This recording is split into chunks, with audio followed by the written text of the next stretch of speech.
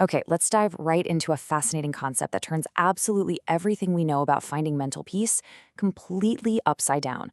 In today's explainer, we're unpacking a really groundbreaking approach to the modern mind. We're looking at a text that tackles a universal struggle we all face: the overwhelming, heavy mental exhaustion of the 21st century.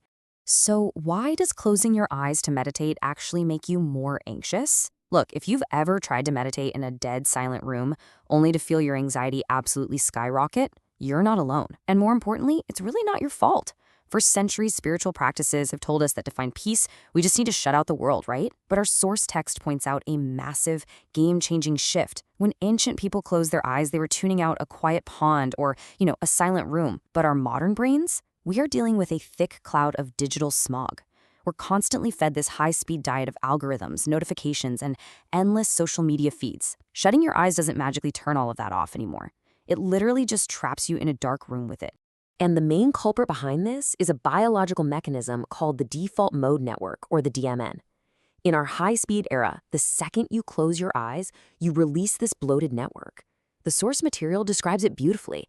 It's like a massive city's neon lights suddenly flickering on at full blinding speed the exact second you try to relax.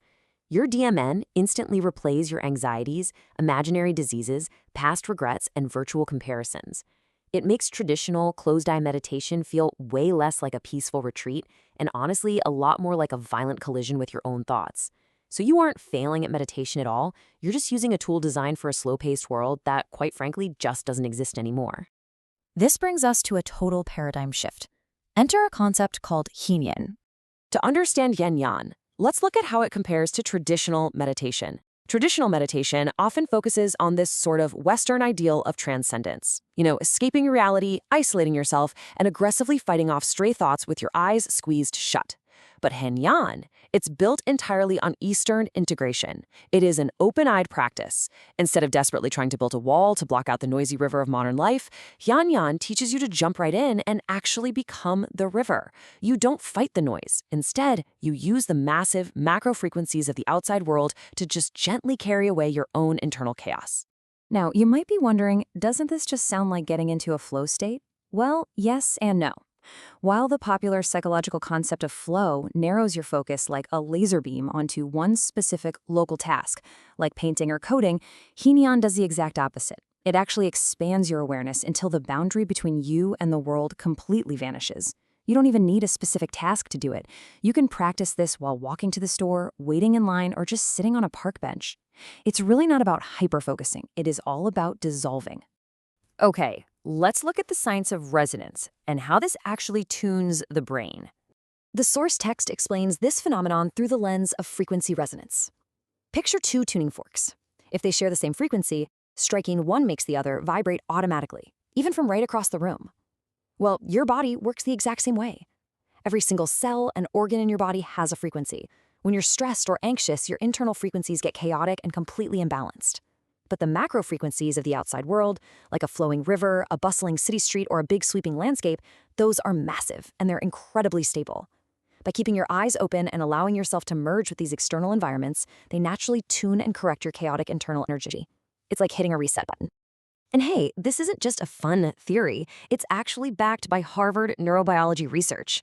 Engaging with high-order external stimuli successfully forces that hyperactive DMN of yours to just quiet down.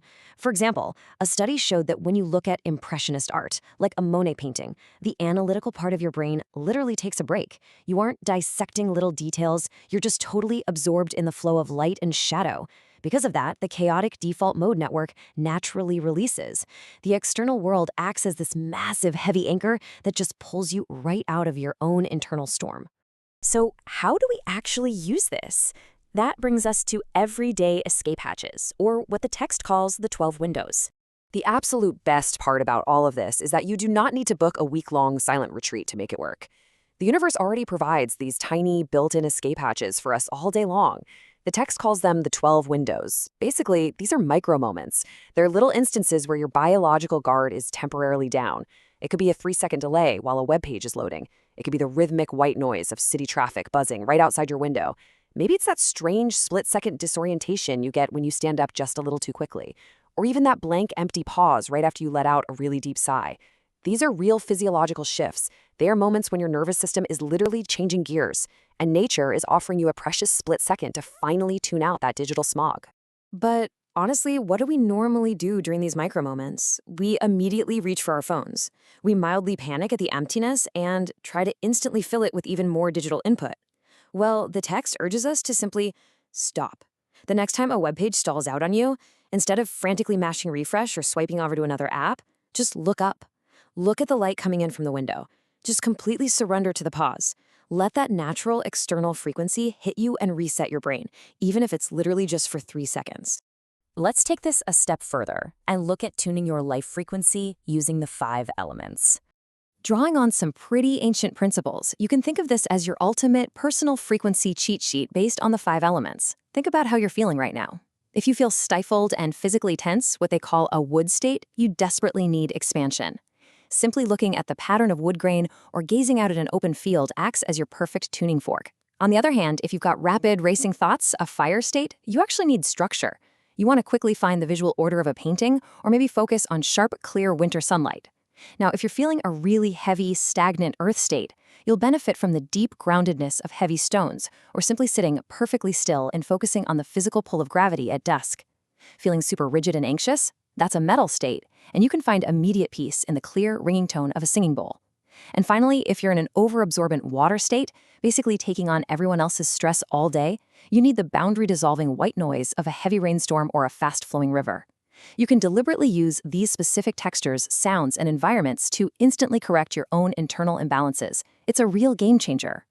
Which leads us perfectly into the ascension, or the 4 stages of mastering Hinen.